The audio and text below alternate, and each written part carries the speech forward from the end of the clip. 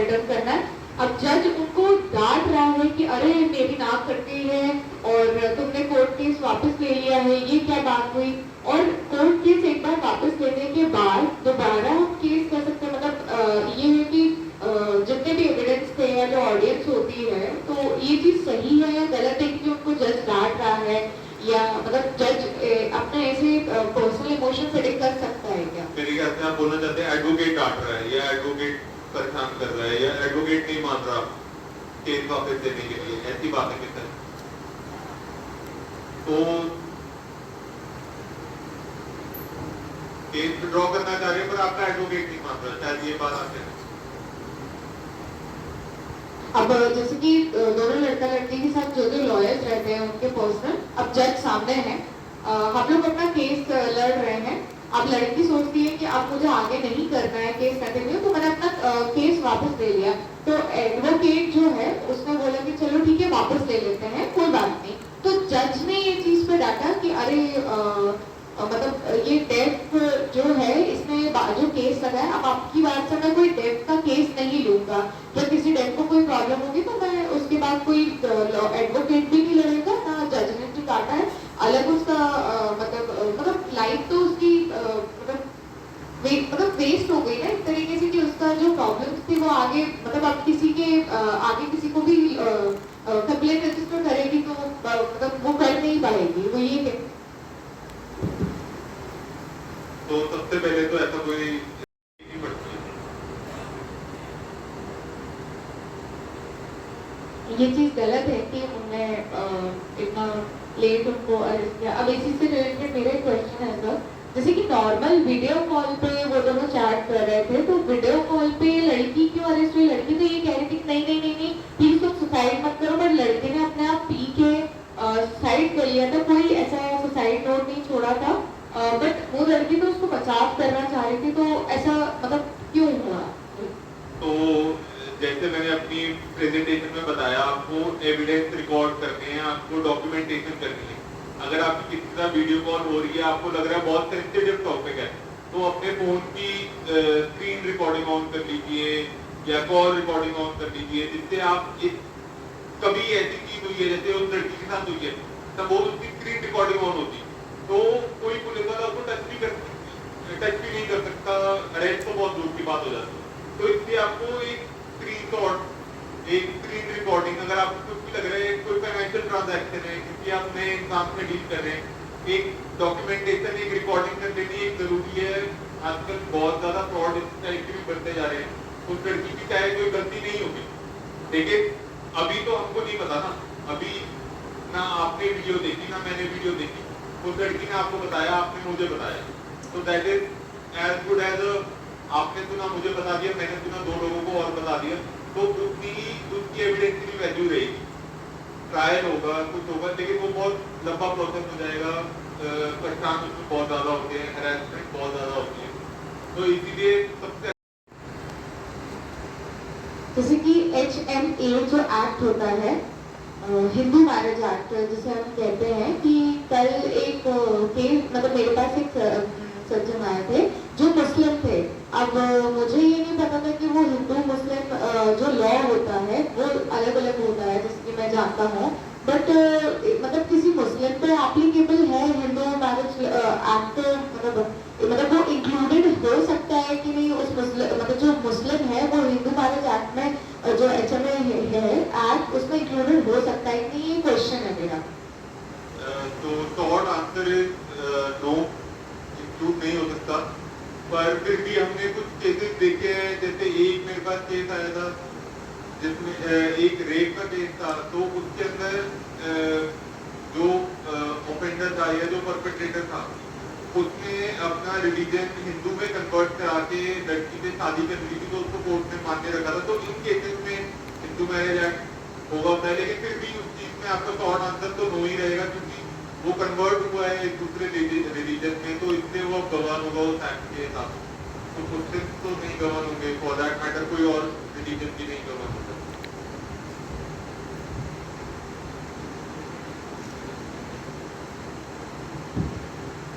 उनका क्वेश्चन ये है कि मतलब जो मुस्लिम पर्सन है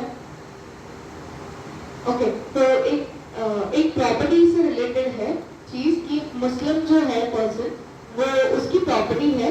अब उसके जो पेरेंट्स है, जैसे कि वो मुस्लिम फैमिली से बिलोंग करता है, उसके पेरेंट्स की डेथ हो गई, तो मैं तो बोलूँगा कि इन चीज़ों से बचने की कोशिश करिए, एक एमओयू बना लीजिए।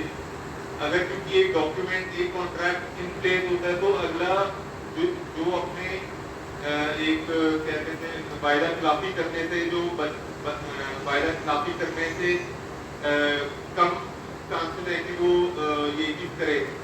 तो एक एमओयू या एक कॉन्ट्रैक्ट आप बना लीजिए, उस पर आप रिक्वायर्ड सिग्नेचर अपने भी कीजिए, जो जिस पार्टी के साथ आप स्पॉन्सरशिप की बात कर रहे हैं या कोई भी बात कर रहे हैं, CSR की बात कर रहे हैं, कुछ भी कर रहे हैं, तो वो एक रजिस्टर करवा लीजिए। उसको डॉक्यूमेंट बहुत आसानी से आपको आगे हेल्प होगा। 90% केसेस में तो वो कभी, अगर कॉन्ट्रैक्ट होता है, कोई एमओयू होता है, तो वो कभी भी इस तरह की चीज़ें नहीं करते या करने से बचते, क्योंकि वो बहुत रेप्यूटेबल बिजनेस होता है या रेप्यूटेबल कंपनी होती है। तो उसके लिए ये चीज़ें बड़ी गलत मीडिया में भी आती है, तो गलत साउंड करती है। पर लेकिन अगर कोशिश करिए कि सिर्फ वर्ड ऑफ माउथ पे लाइक करके एक डॉक्यूमेंट करने होती, तो वो बहुत बेटर है। अगर ये चीज़ भी नहीं कर सकते, स्पॉन्सर बहुत दूर का है, ये आ नहीं सकता, एक ईमेल पे आप इंटीमेशन दे दीजिए उससे, ईमेल पे आप अपना कॉन्ट्रैक्ट ईमेल पे उसको भेज दीजिए, ईमेल पे सिग्नेचर लेके अपने पास PDF मंगवा लो। एक आपको अथॉरिटी हो जाएगी कि अपनी तरफ से जो भी आप स्टेप्स उठा रहे हैं, जो दूसरी पार्टी ने आपको प्रॉमिस करी है, वो भी आपको है, तो उसी तरीके से आपका प्रॉमिस अपहोल्ड करें।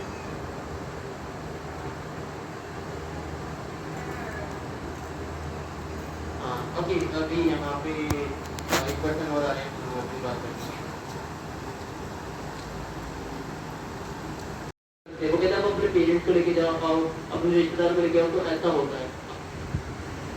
तो अगर ऐसी चीज आपके साथ होती है, आजकल तो काफी सेंसिटिव हो गई है पुलिस स्टेशन में भी पुलिस ऑफिसर्स पर, लेकिन अगर फिर भी अगर ऐसी चीज होती है तो गवर्नमेंट ने आपके ही बेनिफिट के लिए एक तरीका निकाला है उस चीज का। आप उस कंसर्न पुलिस स्टेशन के SHO को आप डायरेक्टली ईमेल कर दीजिए अपनी कंप्लेंट। ईमेल करने से क्या होगा, एक आपके पास टाइमलाइन बन जाएगी, एक आपके पास रिकॉर्ड आ जाएगा कि आपने पुरानी कंप्लेंट बनाने, SHO को बनाने समय पे आपने भेजी, उसका क्या रिपोर्ट आया, आप उसके ऊपर फॉलो अप ले सकते हैं उस ईमेल के ऊपर ही। अगर आप अपने रिश्तेदारों को या फ्रेंड्स को, फैमिली को उसको इन्वॉल्व नहीं भी करना चाहते, तो आप अपने ऑन योर ओन आप जाके अपने ईमेल पे पुलिस स्टेशन के SHO को दे सकते हैं। फिर बाद में जाके आप उसको फॉलो अप भी ले सकते हैं। अगर वो आपको पुलिस स्टेशन से नहीं फॉलो अप देते, तो आप उसको ईमेल पे लिख के फॉलो अप दे सकते हैं कि कंप्लेंट का क्या हुआ, मैं अभी भी करता हूँ। तो इस तरीके से उसकी भी जवाबदारी बन जाएगी, एक रिस्पॉन्सिबिलिटी बन जाएगी आपको जवाब देना। तो एक टाइमलाइन आपकी एस्टैब्लिश हो जाएगी, एक रिकॉर्ड आपका मेंटेन हो जाएगा। तो जिस रिकॉर्ड से वो पुलिस वाले भी कभी अलग से नहीं जा सकते कि आपको अपनी कुछ नहीं कर सकते कि भाई आपने टाइमली कंप्लेंट दी। तो वो एक तरीका बहुत अच्छा गवर्नमेंट ने निकाला है आपके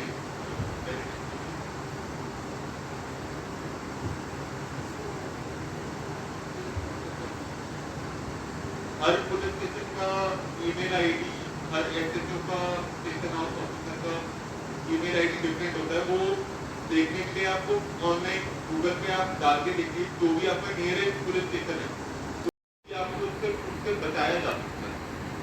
जितना आप डिले करेंगे तो उतना केस और खराब होता जाता है, उतना आपको बचाना और मुश्किल होता जाता है। पर इसका मतलब ये नहीं कि आपको बिल्कुल बचाया नहीं जा सकता, बचाया जा सकता है हर स्टेज से, लेकिन आपको उतना मुश्किल हो जाता है।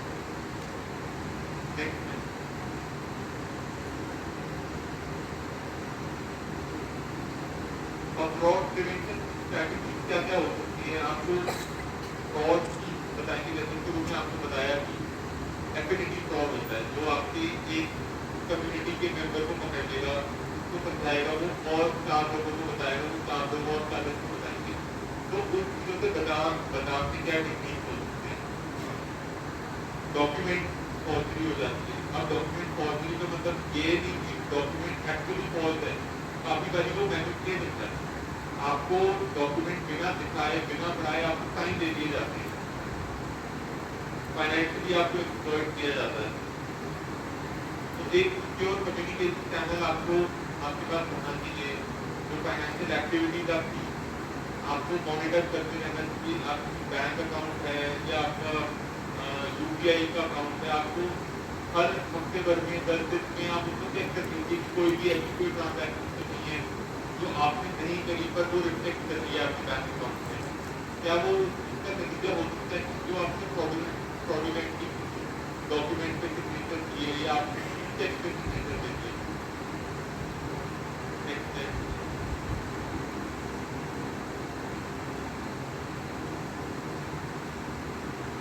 तो आप अब्यूज करने की कोशिश कर रहे हैं, उसके बाद आपको डिलीट करके बिल्कुल बंद कर देती है, आपको ब्लॉक कर देना हर जगह से, लेकिन कोई भी डेटा डिलीट नहीं कर सकते। आपको एविडेंस कलेक्ट करने हैं, जो आपको जो उसकी तरफ से थ्रेट्स आए हैं या कोई डिमांड्स आए हैं उसकी तरफ से, उनको आपको डॉक्यूमेंट रखना है। आपको फोन पे स्क्रीनशॉट दे दीजिए, अगर कंप्यूटर पे है कोई ईमेल है तो ईमेल को सेव करके रख लो, पुलिस को बता देना है इमीडिएटली से, और वो एविडेंस के साथ आप पुलिस के पास जाएंगे तो पुलिस भी आपकी अच्छी तरीके से मदद कर पाएगी। अगर बहुत कुछ ज़्यादा ही एक्सटॉर्शन का बहुत बड़ा केस हो गया तो हम कोर्ट से जाएंगे, रजिस्ट्रेशन ऑर्डर दे सकते हैं, जो वो कोर्ट उस बंदे को बोलेगी आपको इस बंदे से अब आपके साथ कोई भी कॉन्टैक्ट करने की जरूरत नहीं है। अगर आप कॉन्टैक्ट करने की कोशिश करेंगे तो उनको देख कर देंगे इमीडिएटली। अगर आप फिर भी बहुत ज़्यादा परेशान हैं, आपको ये सारी चीज़ें भी नहीं समझ आ रही, तो आप सबसे बड़ी चीज़ें आपको ओपन अप होगा अपने फ्रेंड्स के साथ या अपनी फैमिली के साथ, जो भी आपके नियर और डियर वंस हैं उनको आपको बताना है, क्योंकि वो आपको एक आपकी फाइनेंशियली हेल्प करे या नहीं करे, पर वो आपको मेंटली बहुत मॉरल सपोर्ट बहुत अच्छे से दे सकते हैं। अगर आपको किसी प्रोफेशनल के पास जाना है तो आप उससे और कंसल्ट कर सकते हैं। जब भी कोई एक्सटॉर्शन होता है या एक्सटॉर्शन की धमकी आती है, आपको उसको सब कुछ ब्लॉक करके बंद करके सारी चीज़ें डिलीट करके आपको रखनी है। अगर आप ऐसा सोचते हैं तो बिल्कुल गलत है। आपको किसी भी एक्सटॉर्शन की या एक्सटॉर्शन या कोई भी फ्रॉड या कोई भी वो आपको थ्रेट करते हैं, किस तरीके से थ्रेट करते हैं कि आपके खिलाफ गलत पुलिस कंप्लेंट कर देंगे, आपके खिलाफ कोई क्रिमिनल चार्जेस कर देंगे, कोर्ट में ले जाएंगे, कोई अननेसेसरी डिमांड करते हैं।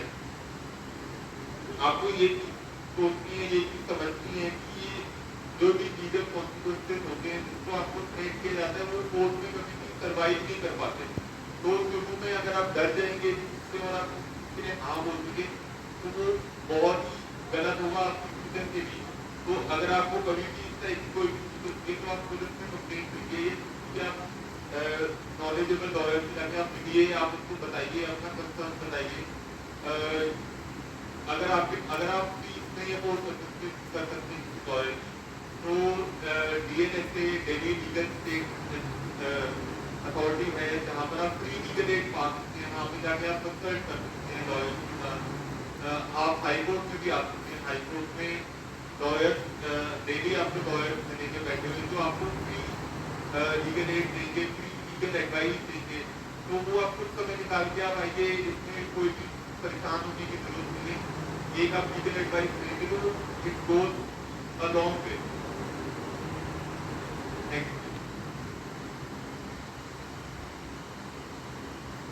तो अब सपोज अब प्रिकॉशन नहीं हो पाया, अब आप ऑलरेडी फंस चुके हैं, काम करते हैं किस तरीके से ये हम इनको क्या बताएंगे तो ये किस तरीके से रिएक्ट करेंगे, हमको एक थोड़ा अच्छा आइडिया है उस चीज का, तो हम आपको उनको बताने में काफी मदद कर सकते हैं।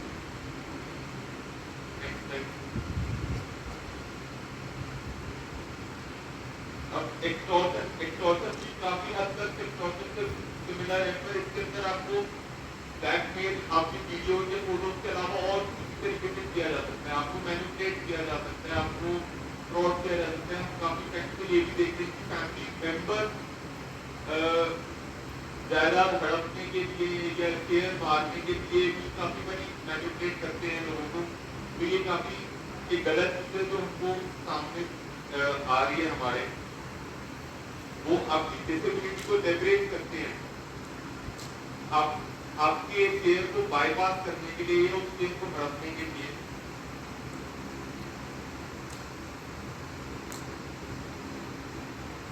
तो मैं आपको आज हेल्प करूंगा इन चीजों को आइडेंटिफाई करने के लिए, जिससे आपको एक रिसोर्स, एक नॉलेज मिले कि आप इस फ्यूचर थ्रेट को कैसे कॉम्बैट कर सकते हैं। Next.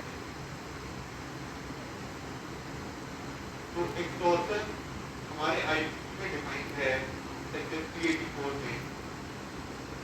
ये कहता है कि कोई भी फोर्स, अब फोर्स का मतलब कोई भी अनड्यू इन्फ्लुएंस आपके ऊपर है। सपोज आपके कोई बहुत बड़े रिलेटिव हैं जिनका आपके ऊपर प्रेशर रहता है, या आप उनसे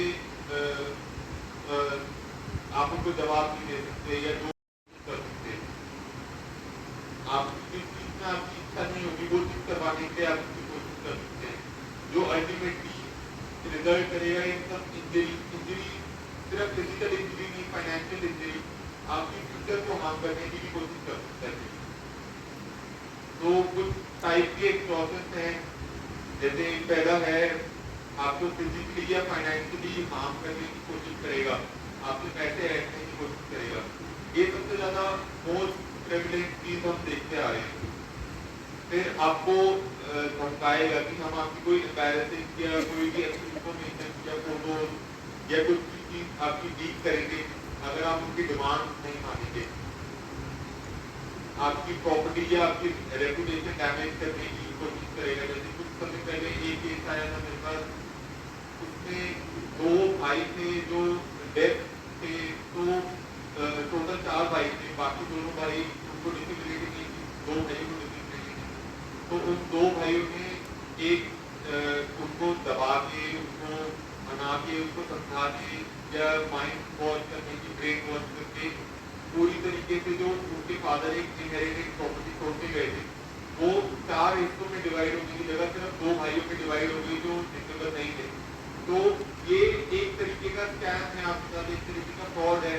उन्होंने सारे प्रॉपर्टी के पेपर्स आपके साथ साइन करवा लिए, कोर्ट में जाके आपके दस्तखत करवा लिए। अब आपने एक बार कोर्ट में जाके दस्तखत कर दिए, कोर्ट के सामने आपने गवाही दे दी किस तरीके से, तो उसके बाद उसके ऊपर एक्शन लेना हमारे लिए बड़ा मुश्किल हो जाता है। तो इस स्टेज से बच सकते हैं आप उससे, और अगर आप ऑलरेडी आपके साथ हुआ है तो आप किस तरीके से उसको खुद को प्रोटेक्ट कर सकते हैं।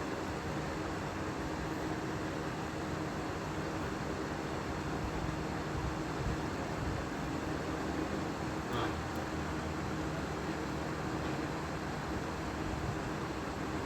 तो आज की प्रेजेंटेशन का हमारा एम है डेफ कम्युनिटी में अवेयरनेस लेके आए कि स्कैम, जो मोस्ट पॉपुलर स्कैम होते हैं, एक्सटॉर्शन और फ्रॉड कैसे टेक प्लेस करता है, कैसे आपके साथ ये गलत चीज़ें हो सकती हैं, और हम एक्सप्लोर करेंगे कि किस तरीके के challenges specially deaf community face करती है, और हम स्ट्रैटेजी प्रोवाइड करेंगे कि किस तरीके से ये चीज़ों को आप टैकल कर सकते हैं, कॉम्बैट कर सकते हैं।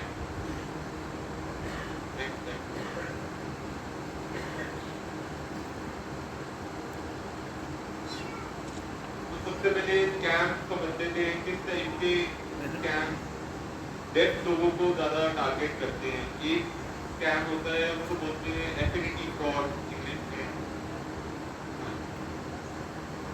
एफिनिटी फ्रॉड, इसका मतलब होता है कि एक पर्टिकुलर क्लोज ग्रुप होता है, जैसे आप सब एक क्लोज नेट ग्रुप के अंदर होते हैं जहाँ पे एक दूसरे को ट्रस्ट करते हैं।